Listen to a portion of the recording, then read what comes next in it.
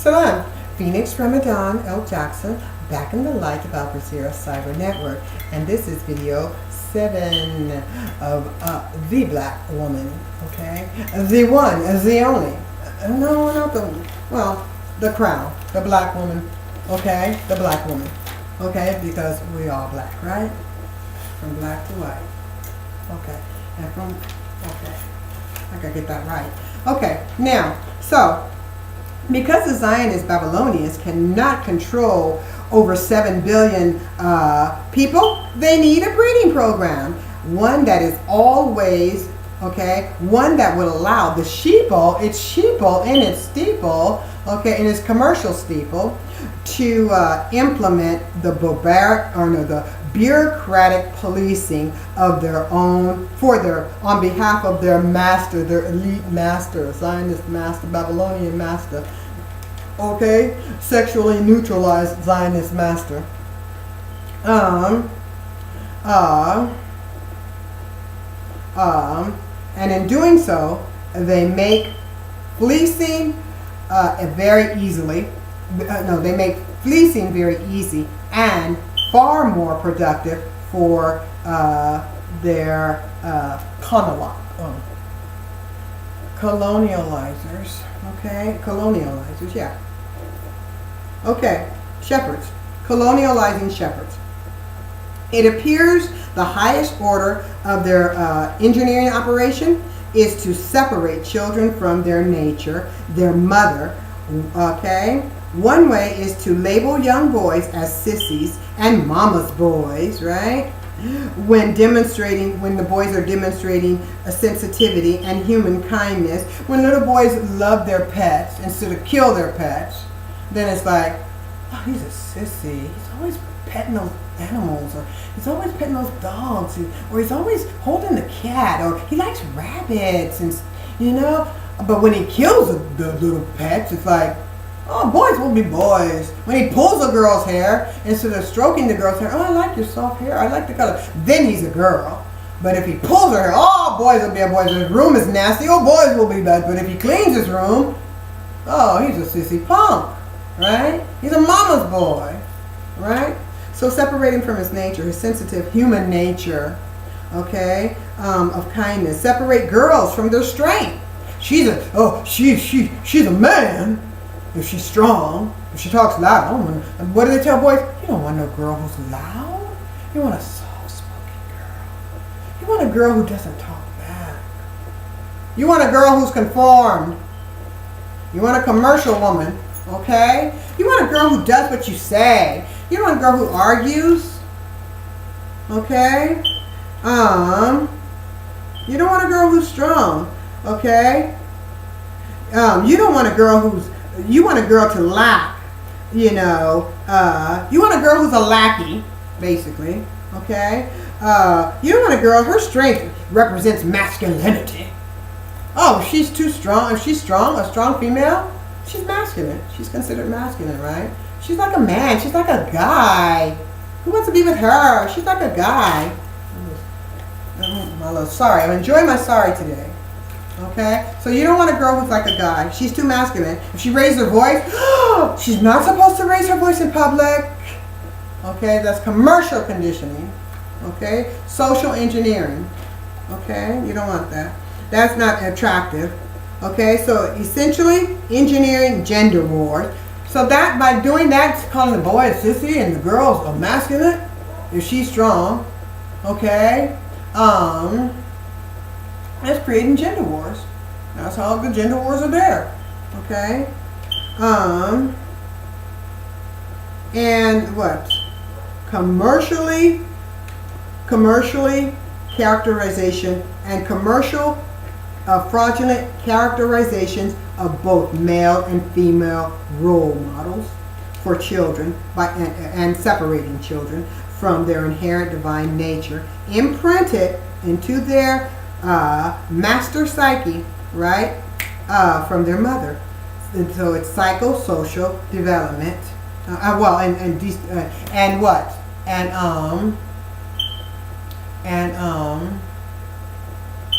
Repressing their natural psychosocial development. Um, okay. Not only does it when it's confused, and they confuse what? Not only does this confusion confuse a child, but it makes it easier for them to be mastered, led astray, and controlled from Kansas, like Dorothy when she got mad, right? Okay, and closer to the Wizard of Oz, who will then usurp the illuminating power vested in her heart, ruby red slippers, right? Before they even have an opportunity to experience the wonder of wearing their mother's crown, okay, or enjoying their heritage of wearing their mother's crown. Okay. Now, young children must be allowed to. Young children must, okay, they must be allowed to explore their gender identity without labels and tags such as phenotyping does, as it relates to self-discovery. Dominant and recessive, characters, they must be allowed to explore the dominant and recessive character of their genotype, okay? Traits that are contained that are vested in, what did I say? Oh, let me start again. Oh, no. Okay, no, I'm just saying. Okay, they must be allowed to explore their character, their recessive and their dominant and recessive genome character traits that is a means by which they can explore the gifts and abilities, vested in their souls. Okay? And rather, because when they're denied that, then the market harvests their talents that are vested in their souls, right? Now, young children must be allowed to explore, I wrote it over, good, I'm glad. Young children must be allowed to explore their gender identity without negative stereotypes. Phenocasting does, as it correlates to the discovery of their character expression of their dominant and recessive human genotypes, rather than it be utilized rather than utilize this behavioral science to harvest the geniusness of their souls, the means by which the commercial world usurps their crown, yet another abomination. Because while females while a female may love sports and a boy may love cooking, it must be remembered all children have their mothers and their father. Well, all children have a mother and a father, and character is comprised from their mom and their dad. Being sensitive is not being weak. Okay? Being sensitive is neither male nor is it female quality. No more than female being less emotional represents her being masculine or feminine. Okay? Being emotional, being able to control her emotions just makes her strong. Okay? A strong woman. Okay?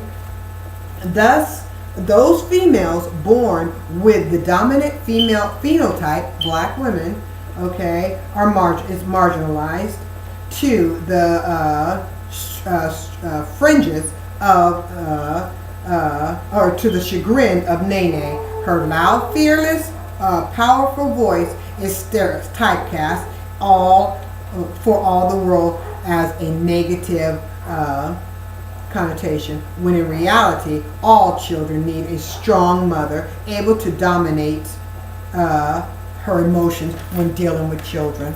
Okay? All women need to be strong. Ooh, my goodness. Okay. I'm going to take this time to, let me see if I can get through this real quick, and hopefully I can be done, and I can straighten out my beautiful outfit. Okay? Now, so, to regulate, so all women need to have strong emotions, okay?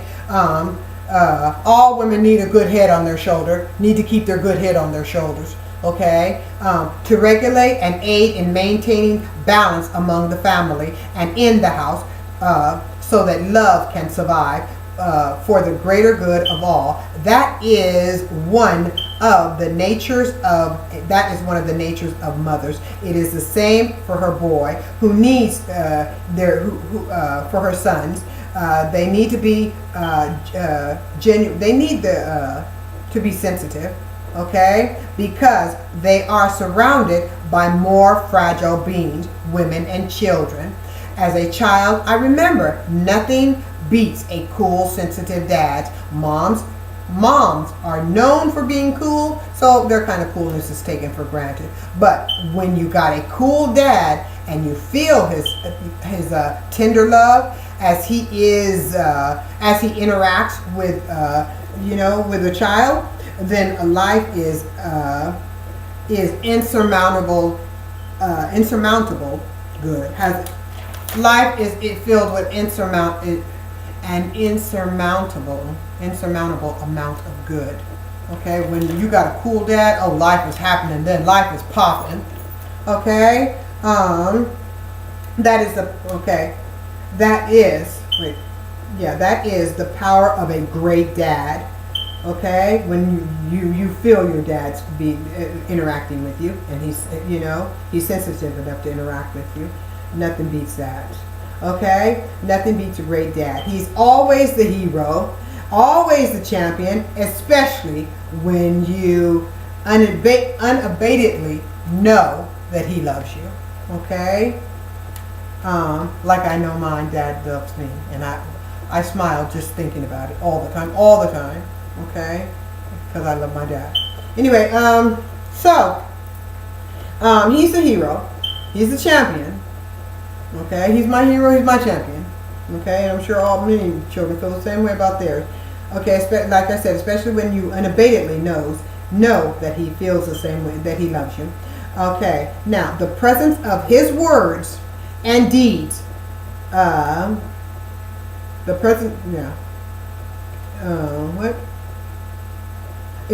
Can be a powerhouse in a child's life. Okay, dad's love is a powerhouse of love. When dad's love, and the child feels it, it's a powerhouse of love.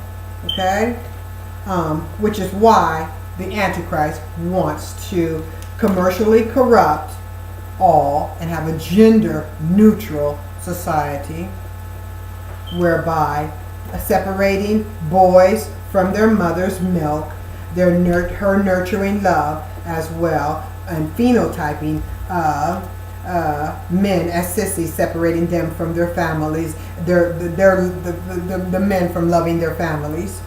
Okay, stigmatizing them as punks, and as I said, sissies, if they dare to demonstrate their need for love, their desire for tenderness or love. They're to bury their woes in a bottle of tequila, right?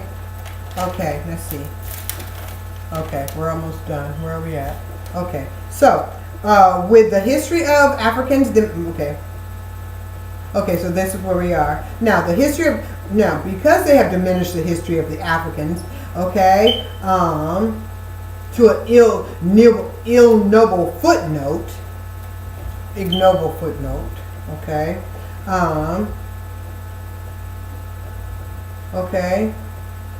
the Holy African Mother and her prodigy are both spiritually and commercially raped.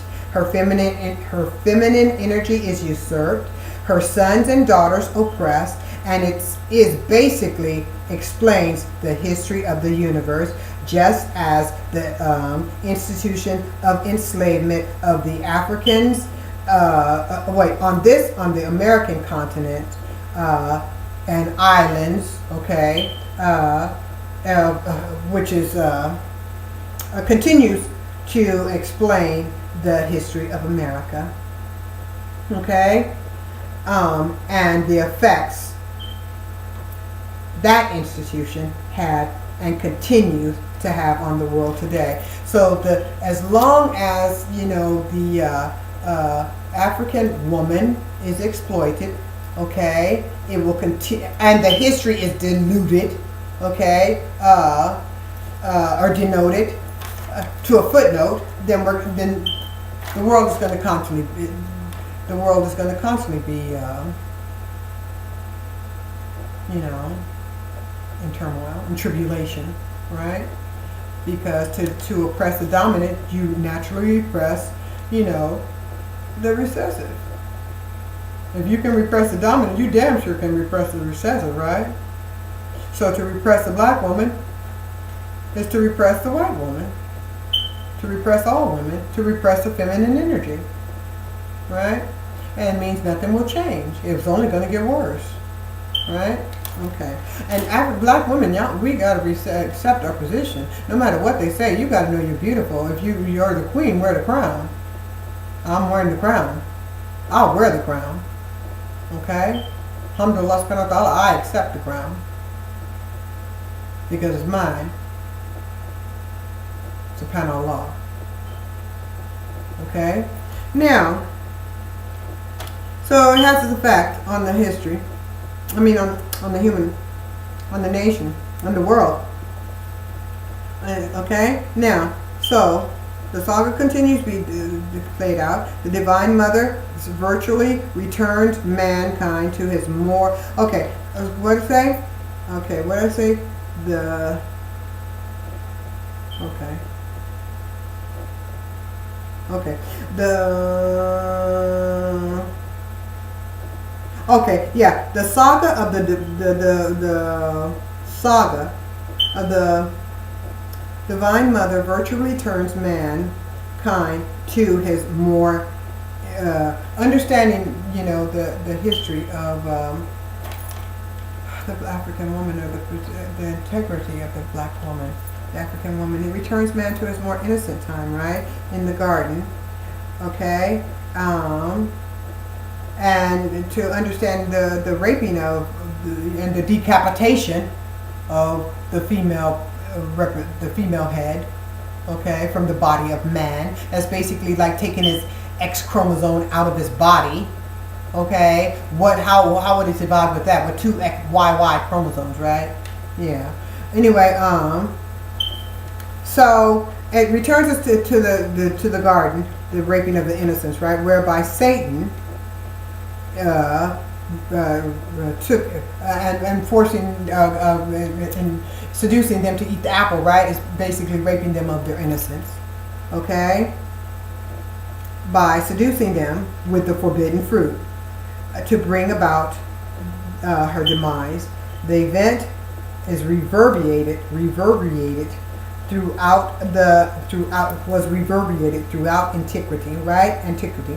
From Ishtar's, Isis, Athena, Aphrodite, Medusa, because, anyway, I won't go there. You already know. Yeah, that's what I say, all the way to Medusa. All represent the African Holy Mother, Hawaii, as Hawaii does. Okay, Hawaii represents, but that's why it represents paradise. That's why they name it. Looks for them, it looks like paradise. For many, it looks like paradise. So paradise, Earth being woman, named Gaia, right? So the female, Earth being female, not woman, but it being female, because all life springs from it. So paradise it would be the home of a woman, right? It would be the home of a woman. So the Eve's in Islam we call it Hawa, right? So Hawaii. Okay, they don't call it Evie, they call it Hawa, Islamic reference to the woman in the garden, the Holy Mother of all humanity, the respected one of all humanity, the Holy Mother, Hawaii. So while they telling you Islam is terrorist and ISIS and all that, they run around using Islam because they know the power of its truth. Playing games with your mind. Okay? Okay. Now, so anyway, so as I said, the story of Medusa is the story of the abduction of the power and the female crown by the act of cutting off her sovereign power, her ability to think. Okay, her ability to act, the ability to have any influence over the body, right? Because a man had two heads, then the female had influence over the body too. Just as that Y chromosome has an influence over his body too, right? He ain't taking that out.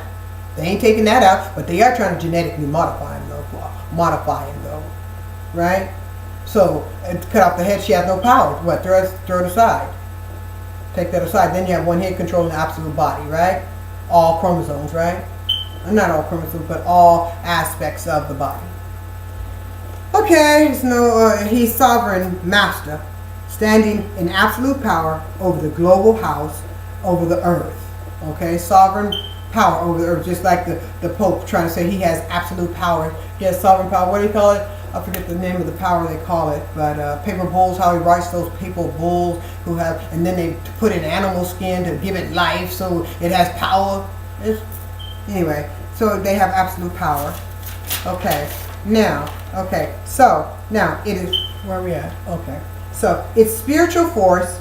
They want power over the house. It's spiritual force and earthly resources. The natural order is replaced with a man-made commercial perspective of reality, beheading the beheading of the feminine crown of power or energy places humanity on a crash course, mentally, emotionally, and physically out of balance. And what is produced is generations of unstable degenerates. The Zionist abomination posing as a woman must be exposed and deposed throughout the world because it misrepresents and oppresses the dominant feminine energy.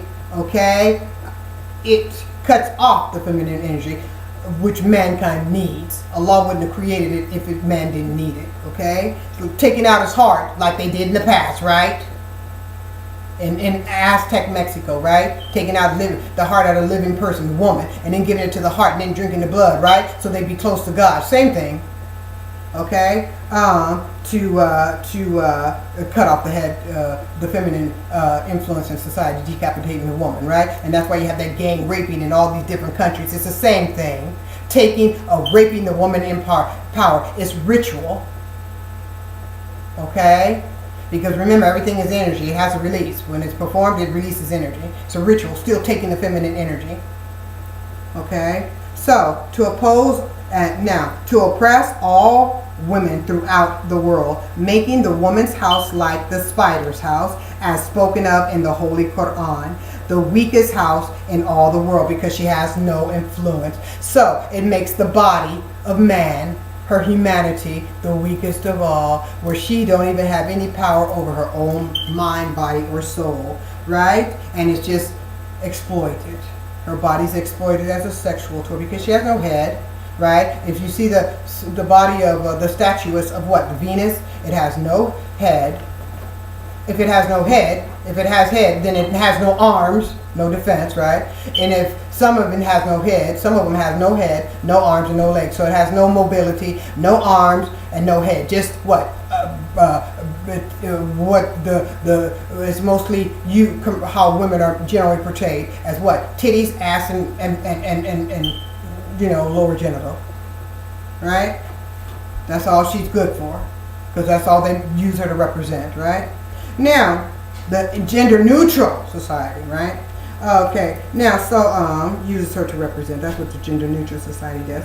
Okay, so, all women, let's see where we are, all women throughout the world, making the women's house like the spider's house, having no power, as spoken of in the Holy Quran. Well, the Quran didn't speak of having no power, but they talked about the house woman, the spider's house being the weakest house in all creation. Okay, so, the weakest house in the world, that's what it says in the Quran. The spider's house is the weakest house in the world. Okay. Now, and so I'm explaining it having no power, no economic power, no physical power, no commercial power, no emotional power, no psychological power. Remember, women couldn't think, women couldn't drive, couldn't own property, couldn't divorce, couldn't take their kids. You know, and you repress your dominant energy, but you women, you got to remember, you helped it too. Okay? When you start looking down on your black mother, and you're supposed to be under your mother's foot, because out of the darkness came the light. Out of the mother came the princess. Out of the queen came the princess. And the prince. Okay? So when you look down on your mother, what do you expect? Okay? Now, so what did he say? Having no power or control over nothing, not even her own body, okay, or soul. The woman, the body of the woman was placed to co-head the house, okay, but by decapitating the head, the man has been disfigured. Okay, he's been disfigured. How can he think? Well, I mean, that's like taking out what? The right side or the left side of the brain. If the man was the right side of the brain, the woman would be the left side of the brain, right? Or the woman would be the right side, the man would be the left side. Moving half that brain, what happens to the body? So then now the man is disfigured. He can't think straight. And you wonder why you got problems with him. Why he's abusing. Why he's drinking alcohol. Why there's so many wars. He's trying to find himself, or what's the other half of himself. Okay, so he was disfigured. Okay, and what they placed beside the head, on top of the head, another man head. So the man has two heads, two male heads. Now you got that's why he wanted a gender neutral society. You got to put two male heads up there, and now what do you have in abomination? Two male heads, one representing the woman. And one representing a man. But he can't be a man because he can't be a real man if he got a man head next to him and that's all he got to love. So now you know why you want a gender neutral society. So now you got, but if you put it in another term, what? We got a male president and a male vice president. We got two heads, two male heads. See what I'm saying? Power is disfigured. Power is misrepresented. Okay? So, you got two male heads, right? Such as the cause with Barry Soetoro and his male companion, LaVon Robinson. And I ain't saying Michael because I love Michael Jackson too much to say that. To insult his name like that. Okay? He wouldn't do nothing like that. Praise be to God. Okay, anyway, so now we're almost done. Hopefully we can get done this. Okay, so the spider's house of Mother Earth, the feminine energy, is one by which continues to be taken, continues to be exploited. Take, give. And then when mama needs, it's like, mama is not supposed to, really take anything. No, mama's to give back. Because mama still got more children to provide for. So when you take and you get out of the house, you got to give back. Or when you get in the house, as in on Capitol Hill, give back. Okay? Now, so it's taken like the Alexander Pope's poem, Rape of the Lock, poetically reflects. Yes! Who is it? Who? Oh, well, call somebody on the phone. You gotta wait a minute. Oh, good. Okay. Oh my gosh. Oh my gosh, what? I'm taping. Salam alaikum. Anyway, I'm done. Okay, so it's like the rape of the lock. Okay? The rape of the hair. We already spoken about that. Okay? The curly hair. The nappy hair. The rape of the nappy hair. That's what the rape of the lock is about. I'm going to post that video. The rape of the nappy hair. Okay? In the dog barking Greek. Okay, so the rape of the lock, the rape of the nappy hair, the rape of the curly hair, the rape of the holy African black virgin original woman of the Pleiades, located, as we said, in the constellation of Virgo. Okay, now, alhamdulillah subhanahu wa ta'ala, I'm very glad that this video has been completed, and I will say, salamu alaikum, and we're going to post salamu alaikum. I hope you enjoyed it. I know I did.